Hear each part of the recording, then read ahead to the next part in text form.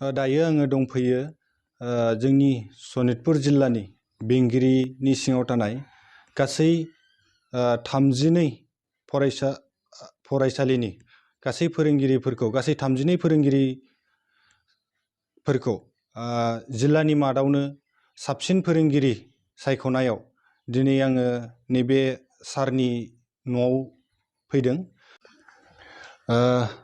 जोंनि real life news चेनेलाव नोंथांखौ नोंथाङा जे सनितपुरनि मादावनो साबसिन सासे फोरोंगिरि हिसाबै सायख'जानायनि थाखाय जों रियेल लाइफ चेनेलनिफ्राय नोंथांखौ बरायना लाग्रोबाय। सारखौ जोङो रोजा रोजायै गाहाम हामलायनानै बरायना लाबाय। नोंथांमोननिसिमबो आंनिथिंजायनिफ्राय दिनै आंनि न'आव नोंथांमोनहा रियेल लाइफनिफ्राय जाबायदि नुजाथिफैदों बेनि थाखाय नोंथांमोनखौ आङो गोसो गोरबोजों बरायना लाबाय। आं बिथांखौ गिबियावनो गावनि मुं आरो थंखौ नायगिरि बिथांमोननो फोरमायथिनो थाखाय खावलायग्रोबाय। गिबियावनो आं दिनै रियेल लाइफनि दैदेनगिरि नोंथांमोननिसिम आंनि गोरबो गोसोजों आं खुलुमनायखौ जासिग्रोबाय। लोगोसे आंनि मुङा जाबाय मुस्रि जैलन बसुमतारी, लोगोसे शिबपुर गुदि फरायसालिनि गाहाय फोरोंगिरि, आरो आंनि जोनोम साना जाबाय 1965 मायथाइयावमोन। आङो 30 जुन 2025 आङो साख्रिनिफ्राय आजिरा मोनगोन। नोंथांमोना खोनाबाय। दायो आं बिथांनिफ्राय मोनथिनो लुगैगोन सारनि जिउ जारिमिन, जेरै मा समनिफ्राय सारा फरायसालियाव फोरोंगिरि हिसाबै मावजेननाय, नोंथाङा बबे फरायसालियाव फरायजेननानै बबे जायगायाव जोनोम जानाय, नोंथांनि सुंद' जारिमिनखौ आं मोनथिनो लुगैगोन आरो। आंनि सुंद' जारिमिनखौ आङो नोंथांमोननो दिनै फोरमायनो सानदों। बाहाय दा जोंनि बे रियेल लाइफनिफ्राय आं दिनै बिथांमोन सोंनायाव आंनि जिउ जारिमिनखौ आं सुंद'यैबाबो फोरमायनो लुगैदों। आं बै समनि कामरुप जिल्लायाव गरायसरनि मुराबारि होननाय गामियाव 1965 मायथाइयाव आङो जोनोम जायो। नाथाय आंनि आफाया सासे आर्मिमोन। बिथाङा बिश्व जुद्ध जेब्ला जोबदोंमोन 45 मायथाइयाव, बे 1945 मायथाइयाव बे बिश्व जुद्ध जोबखांनायनि उनाव साख्रिनिफ्राय आजिरा लानानै फैनायनि उनावसो आंनि जोनोमा जायो।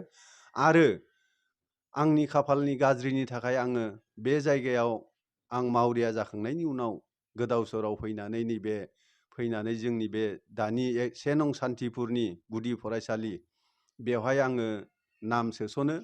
नाथाय अब्लाबो बिनिफ्राय आङो बेवहाय न' गैजा रोङैयाव उफाय गैयिनि थाखाय आरोबाव थांनानै सिगुनबारियाव आङो 4 थाखोआव नाम सोसनहैयो, सिगुनबारि गुदि फरायसालियाव। बिनि उनाव गेजेर फरायसालि आरो गोजौ फरायसालिखौ आङो बामुनजुलिनि लक्ष्मीनाथ बेसबरुवा गोजौ फरायसालियाव फरायो, आथिखालनि उदालगुरि जिल्ला। बिनि उनाव आङो साख्रिनि सुलुं लानानै नैबे दानि आथिखाल थाबाय थानाय शिबपुर गुदि फरायसालियाव 1980 मायथाइयाव फैनानै गुदि फरायसालिखौ भेन्सार हिसाबै गायसनजेनो।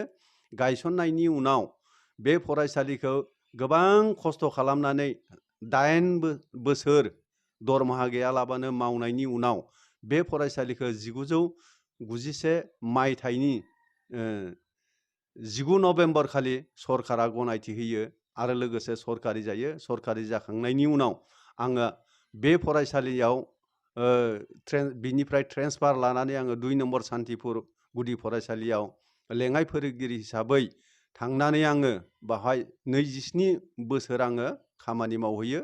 बिनि उनाव आंनि गायसनजेननाय बे गुदि फरायसालियाव आङो बिनि गाहाय फोरोंगिरि अजित चन्द्र नार्जारिया जेब्ला रिटायार जायो, बे समाव आङो बावहाय फैफिननो होननानै आङो अनलाइनजों एप्लाइ खालामनानै दा आं बे गावनि शिबपुर गुदि फरायसालियाव आङो गाहाय फोरोंगिरि हिसाबै मावनानै दं। नोंथांमोना मोनथिबाय। दायो आं बिथांनिसिम मोनसे कुइसन सोंनो नागिरदों। दिनैनि 32 32नि मादाव सारा सासे मोजां फोरोंगिरि हिसाबै सायख'जाबाय। दा बिनि बिहोमाया सारनि बिहोमाया समाजाव मा हिसाबै सायख'जादों, माब्रै सायख'जादों होनना सारा सानो?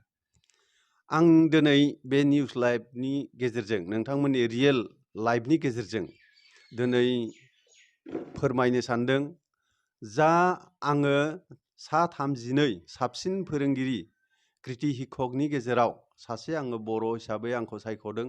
नाथाय आंखौ सायख'गोन होननानै आंबो मिथियामोन। जेब्ला बिथांमोनहा लाइजाम हरदोंमोन, लाइजाम हरनायनि उनावसो आङो बाय'डाटाखौ हरदोंमोन। बिनि उनाव आंखौ लिंहरनानै दाखालि बे जोंनि 5 सेप्तेम्बर खालि फोरोंगिरि सानखालि आंखौ लिंहरनानै बे मान बान्थाखौ होदों। नाथाय नोंथांमोना सोंदों माबायदिहै बे बान्थाखौ मोनो होननानै। बे बान्था मोननाया आंनिथिंजायनिफ्राय आङो डाइरेक्ट आं नुवाखै। नाथाय बाहाय नोंनि मावनाय दांनाय, आङो बर' थुनलाइ आफादाव CEC जानानै मिरु मावफुं सोद्रोमा जानानै आङो 6 बोसोर खामानि मावबोदोंमोन। लोगोसे जोंनि बर' हारिनि माखासे ओनसोलनि जिल्लानि जाबायदि भेन्सार फरायसालि दङमोन, बे भेन्सार फरायसालिनि खामानि मावनाय, लोगोसे जोंनि गेजेराव जोंनि साख्रियालफोरनि गेजेराव आङो नेहाथारि जानानै केन्द्रनि नेहाथारि जानानै आङो सा 23 बोसोर आङो खामानि मावदोंमोन।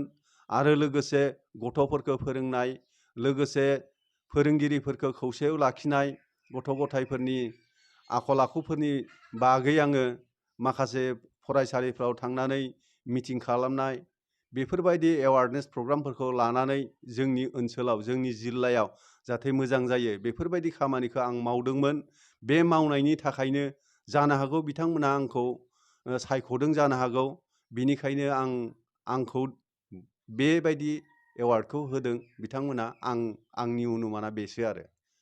सारा दिनैनि दिनाव 2022 मायथाइयाव सारा साबसिन सासे फोरोंगिरि हिसाबै सायख'जाबाय।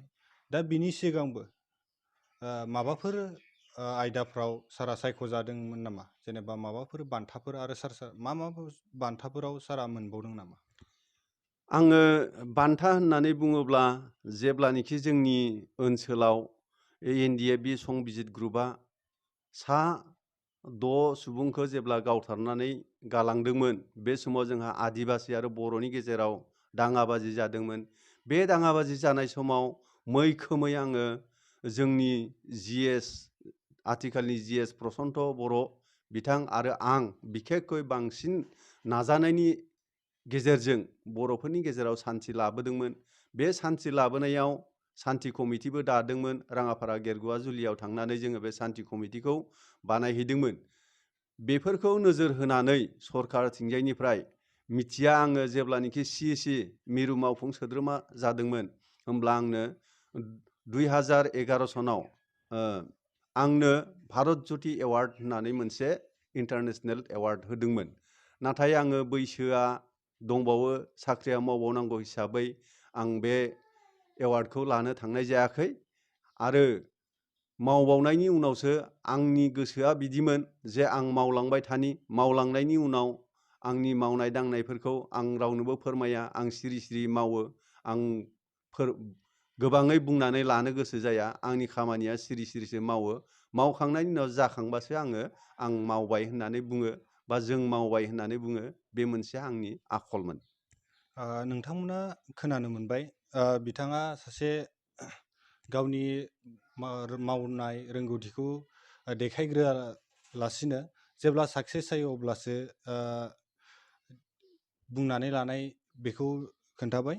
दा आङो बिथांनिसिम मोनसे सोंथि लानानै सोंनो सानबावगोन। दा बे सोंथिया जाबाय दिनैनि समाव सनितपुर आसाम नाङैनो गासै 1710 बे फरायसालिया आसामनिफ्राय दानजाबाय, बन्द' जाबाय। दा बेयाव सनितपुर हिसाबै 105 गं फरायसालिया बन्द' जाबाय। बे फरायसालियाव जोंनि बर'फोराबो दङ। दङ होननानै नोंथाङा सानो नामा? आङो नोंथांमोननि बे चेनेलजों आङो फोरमायनो लुगैदों जिहेथु आसाम सरकारा 2017 सनाव आयेन बानायबाय। बे आयेन मथेनो बिथांमोनहा होनबाय माखासे फरायसालिफोरखौ एमालगेमेट खालामनानै जोंनि सनितपुराव 105 खान गासै फरायसालिफोरखौ जोब्बाय होननानै नोंथांमोनहा मिथिनो मोनदों। बे गासै एमालगेमेट खालामदों। नाथाय जोंनि बर' थुनलाइ आफादनि नाजानायनि गेजेरजों दा जायफोरखौ जोङो एमालगेमेट खालामदोंमोन एसामिस मिडियामजों मिक्स मिडियामजों, बेखौ सरकारा दाखालि बावै WT मेसेज हरनानै जायफोर दानजादोंमोन बेफोरखौ आरो जोंनि डिस्ट्रिक्टनिफ्राय DO निफ्राय बिथांमोनहा आरो बेखौ बोखारफिननानै जोंनि बर' मिडियाम फरायसालिफ्रा थागोन। बेनो बिथांमोननि मथे नुदों, बिथांमोना नुगासिनो दङ जे मा फरायसानि अनजिमाया खम, फोरोंगिरिनि अनजिमा बारा। बेबायदि जानायखौ नुनानै बिथांमोनहा एमालगेमेट खालामना होदों। नाथाय जोंनि बर'नि थाखाय जोङो आलादा सेपारेट डिरेक्टरेट मोनखानाय हिसाबै जोंहा बर'नि थाखाय जाबायदि फरायसालिनि अनजिमानि हिसाब नांगौ, जोङो जेब्ला मिक्स मिडियाम जानानै थायो बा माबा जानानै थायो होमब्ला जोङो कुइसननिफ्राय लानानै सोंथि बिलाइनिफ्राय लानानै बिजाबनिफ्राय लानानै जोङो जथेस्थ' खस्थ' मोननांगौ जायो। बेखायनो जोंनो सेपारेट डाइरेक्टर नांगौ होनना बुंनायलाय आरो जोंहा मोनखानाय हिसाबै बिनिखायनो जोंखौ बै मिक्स मिडियामनिफ्राय दाननानै लाबोनानैबाबो जोंनि बर' मिडियामखौ एक्सट्रा खालामनो थाखाय जों खावलायदों। आरो लोगोसे बे मिक्स मिडियामफ्रा थाखानाय मिक्स मिडियाम आगोलनिफ्राय थाखानायफ्रा बियो एसामिसजोंनो थांसिगोन। खिन्थु जोंनि जा खालामदोंमोन दाखालि बावैसो एमालगेमेट खालामनाय बेफोरखौ बोखांनानै लासिगोन होननानै WT मेसेज हरनाय जाबाय। बे समाव आं मोनसे सारनिफ्राय सोंनो लाबावगोन, जायफोर फरायसालिफोरा खोब खम एनरलमेन्ट जाना दंसै दिनैनि दिनाव, दा बिनि सायाव सरकारा माबाफोर राहा लागोन नामा? बे बिथिङाव दा सरकारनि जिथुनिखि आयेनाव बिथांमोनहा आगोलावनो बिथांमोनहा केबिनेटआव पास खालामना लाबाय, एसेमब्लियाव पास खालामना लायो। लाखांनायनि उनाव बे आयेनखौ जेब्लानोखि पास खालामो, बिथांमोनहा जोंनिथिंजायनिफ्राय बुंनांगौमोन, बिर'धि पार्टिफ्रा एसेबाबो बुंनांगौमोन, नाथाय बुङाखसै। बे बुङैयाव आयेना पास जाबाय, केबिनेटआवबो पास जाबाय। जाखांनायनि उनाव दा बिथांमोनहा बुंदों 30 जन फरायसाफोरनि गेजेराव सासे फोरोंगिरि। नाथाय जोंनिथिंजायनिफ्राय जों नुहुरनायाव आं सासे फोरोंगिरि हिसाबै 30 जन फरायसायाव सासे फोरोंगिरि होननानै बुङोब्ला, होमब्ला बे फरायसालिफ्रा गुबुन गुबुन जों हादोरनि आरो गुबुन गुबुन जोङो रायजोनि फोरोंगिरिफोरखौबो लोगो हमबाय, नुबाय जोङो 30 जनबाबो बिथांमोननाव 4 साबा फोरोंगिरि दं। मानोना साबजेक्टआ जाहैबाय जोंहा बेसेबांबा बुरजा। बे हिसाबै सासे फोरोंगिरिया थाखोसेखौ फोरोंगोन ना थाखोनैखौ फोरोंगोन ना थाखोथामखौ फोरोंगोन, ना इंलिस फोरोंगोन ना सानखान्थि फोरोंगोन, बेबायदि जानायाव होमब्ला जोङो दिनै शिक्षाया माबोरै डेभेलप जानो? बिनि थाखायनो जोंनिथिंजायनिफ्रायथ' खावलायनाया दङ 30 जनबाबो जोंनो फोरोंगिरि जेसेबां नांगौ क्लास वाइसआव बे फोरोंगिरिखौ जोंनो नांगौ। जों नुनो मोनदों आमेरिका बायदिफ्राव दिनै मानो डेभेलप जादों? डेभेलप जानायनि उद्देश्यआ बेफोरबायदिनो जे बिथांमोननाव जेसेबां क्लास दङ बेबायदिनो फोरोंगिरि थायो।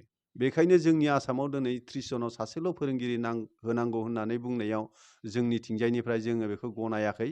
आरो बेबायदिब्ला जोङो दिनै गथ'फोरखौ फरायसाफोरखौ जोङो साबसिन माबोरैहाय जोङो गेरेमसा बर' हारिनि थाखाय सासे मोजां सोलोंथाइ खालामनो हागोन, बेखौथ' बेबायदिब्ला जानाय नङा होननानै जोंनिथिंजायनिफ्राय एसेबाबो अजद दं।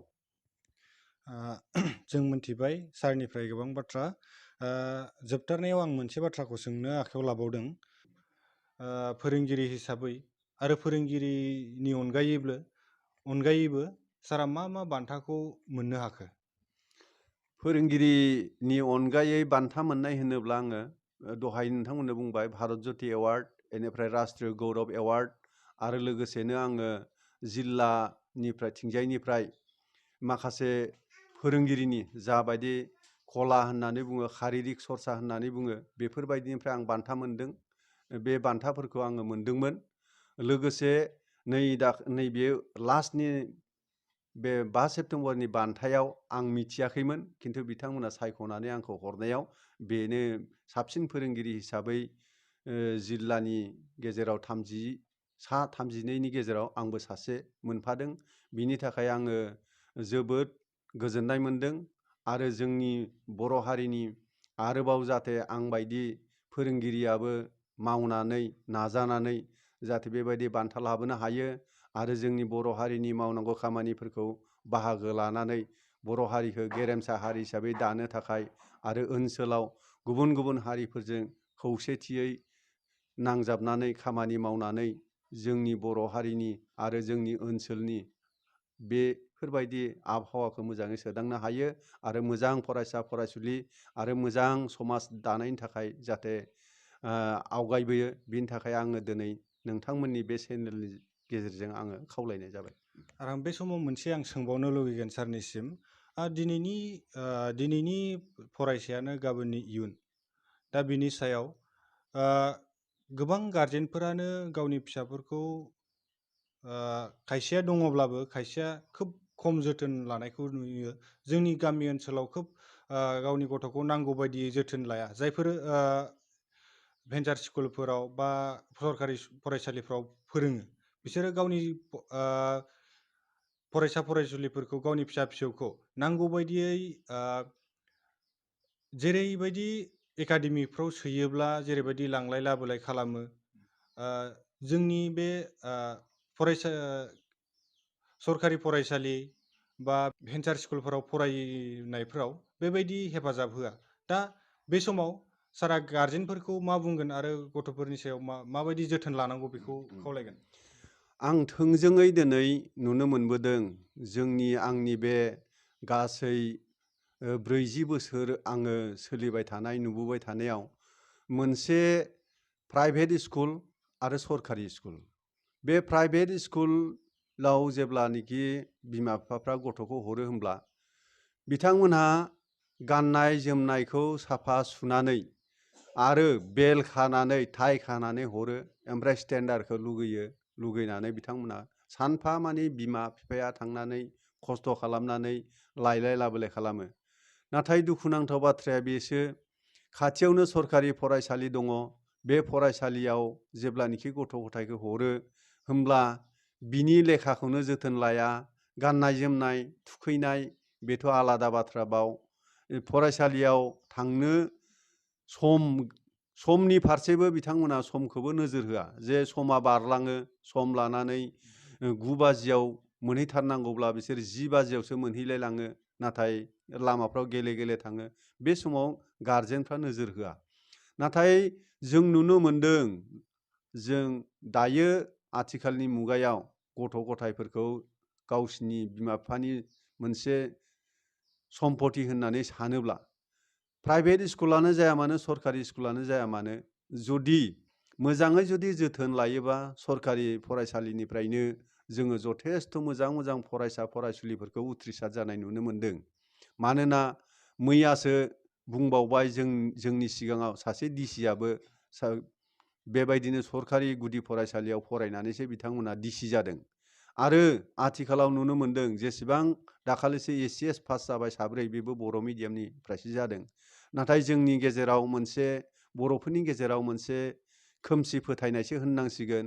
मानोना जोङो इंलिस मिडियामाव हरोबासो जोंनि गथ' गथाया जे मोजां सासे IAS अफिसार, ACS अफिसार जानो हायो, बे नङा। जों नुबोबाय नागालेण्डआ दिनै भारत स्वाधीन जायैनिफ्रायनो इंलिस मिडियाम, नाथाय बिथांमोननिफ्राय दासिमबो ACS अफिसार, IAS अफिसारफोर ओंखारनायखौ जों नुवाखै, इन्जिनियारिं नुवाखै। जोंनि बर' मिडियामनिफ्रायसो ओंखारबावदों। लोगोसे जों अरुणाचलखौ नुबाय, अरुणाचला स्टार्टिंनिफ्रायनो इंलिस मिडियाम, नाथाय गैया। जों नुबाय मिज'रामखौ नुबाय इंलिस मिडियाम, दा बिथांमोननिफ्रायबो एसेबां IAS officer, ACS officer, engineering, doctor engineering बेसेबां नुवाखै। बेखायनो जोंनि सरकारि फरायसालिफ्राव फरायनानैनो गोबां अफिसार जानाय, जोंनि IAS अफिसार जानाय, ACS अफिसार जानायफोरखौ जों नुदों। नाथाय जोंहा माखासे आंनि नोजोराव दिनैसिमबो माखासे दुखुनांथाव बाथ्राया बेनो, बेखौ आङो बुङाबाबो थानो हानाय नङा। जोंनि गारजेनफ्रा प्राइभेट फरायसालिफ्राव हरखांनायनि उनाव जेब्ला क्लास 9, 10 जाहैबाय होमबा खरसा होनो हायैनि बै गथ'नि लाइफखौ बरबाद खालामनानै उनाव ओइथिंबो जाया बिथिंबो जाया बियो उनाव गथ'आ बेखार जानानै थायो। बेफोरबायदि फरायसाफोरनि लाइफफ्रा बरबाद जालाङो, गाज्रि जालाङो। लासैनो बेयाव आबहावाबो गाज्रि सोमजियो। बेफोरबायदिखौ नोजोर होनानै जोङो जायफ्रा हायो, जायफ्रा थाखा फैसा थिखानाय दङ, जायफ्रा सम्पति दङ, बिथांमोनहासो माने बेफोरबायदि फरायसालिफ्राव होनानै आरो कम्पिटिसननि मुगा आथिखालाव पारसेन्ट नांगौ, पारसेन्ट गैयाबा जाया। नों इंलिस मिडियामाव हरबाय, नोंहा जुदि पारसेन्ट गैयाबा नों जेबो साख्रियाव साक्सेस खालामनो हाया आथिखालनि मुगायाव, बिगियाननि जुगाव। बेखायनो सोब फारसे नोजोर होनानैसो जोङो बेफोरबायदि फरायसालियाव जोङो हगारनांगौ। आरो लोगोसे जोथोन लानाय नोंथांमोनहा बुंदों, बे जोथोन लानायखौ गावनि सरकारि फरायसालियाव बिमा बिफाया जुदि मोजाङै नोजोर होयोब्ला जोङो दा इंलिसखौ रोंजोबा गारजेना, बे हिसाबै जोङो देबनागिरि हांखोखौनो बा जोंनि फरायसालियाव एसेबाबो बिमा बिफाया रोङो। बाव जुदि ओंखाम संनाय समावबाबो फिसाफोरखौ दसे फोरोङोबा बा सम मोननायाव फिसाफोरजों दसे जिरायफायोबा बे गथ'आ जथेस्थ' मोजां जाखागोन आरो फरायनायाव स्मार्ट जागोन। बेखायनो आं खावलायनो लुगैदों नोंथांमोननि चेनेलनि गेजेरजों, जाहाथे जोंनि फरायसा फरायसुलिफोरखौ मोजां खालामनोब्ला गारजेन आरो लोगोसे आङो बुंबावगोन जोंनि फोरोंगिरिफ्राबो माखासे दाय दङ, गैया नङा। जोंनि फोरोंगिरिनि गेजेरावबो माखासे फोरोंगिरिफ्रा सम मथे फरायसालियाव फैया, फैयैनि जाहोनाव बिथांमोनहा गथ'फ्रा जाबायदि क्लास जानांगौ बेबायदि क्लासखौ मोना। आरो माखासे जों नुनो मोनदों जोंनि फरायसालिनि गेजेराव, नोंथांमोना नुदों भेन्सार फरायसालि होननानै बुंदों, एसे खस्थ' खालामनानै बिथांमोनहा रायजोआ श्रम दान खालामनानै न' लुदों, लुनानै बे भेन्सार फरायसालिफोरखौ बिथांमोनहा गोसो गुदुङै सामलायदों। नाथाय बेबायदि गोसो गुदुङै सामलायनाय समावबो बेबायदि सरकारा नोजोर होनानै दानि आथिखालनि प्राइभेट फरायसालिफोरनिफ्रायसो एमपि फान्डनिफ्राय फैसा होदों। नाथाय बे रायजोआ श्रम दान खालामनानै लुनाय बे फरायसालिफ्राव बेसेबांबा बोसोर जाबाय, 40-30 बोसोर जालांबाय हाइ स्कुलफ्रा, नाथाय दासिमबो सरकारि जायाखै। बेफोरनि गथ'फ्रानो दिनै बुंनो थाङोबा बे फरायसालियाव फरायनानै दिनै सासे इन्जिनियारिं, डक्टर इन्जिनियारिं जाबाय, सासे भारतबर्षनि सासे आर्मि जानानै भारतबर्षखौ बेंदों, BSF जानानै भारतबर्षखौ बेंदों, आरो इन्जिनियारिं जानानै जोंनि गासिबो हारिनि मोजांनि थाखाय खामानि मावदों। अब्ला दिनै बेफोर फरायसालिफोरखौबो नायस'ना नुस'ना, बे हिसाबै जोङो दुखु फोरमायनो गोनां जायो। लोगोसे बेफोरबायदि फरायसालिफ्राव फरायनायफोरखौ गारजेनफ्रा जाहाथे गावसिनि फोरोंगिरिफोरनि श्रम दाननि गेजेरजोंनो आरो रायजोनि एसे खांनाय फैसा बेजोंनो सलायो। बिनि थाखाय जों बिथांमोनखौ, जायफ्रा फोरोंगिरि जानानै गावसिनि जिउखौ जोबथासिमहालागै लाबोनो हमबाय, बिनि थाखाय जों बिथांमोनखौ रोजा रोजा साबायखर बावो।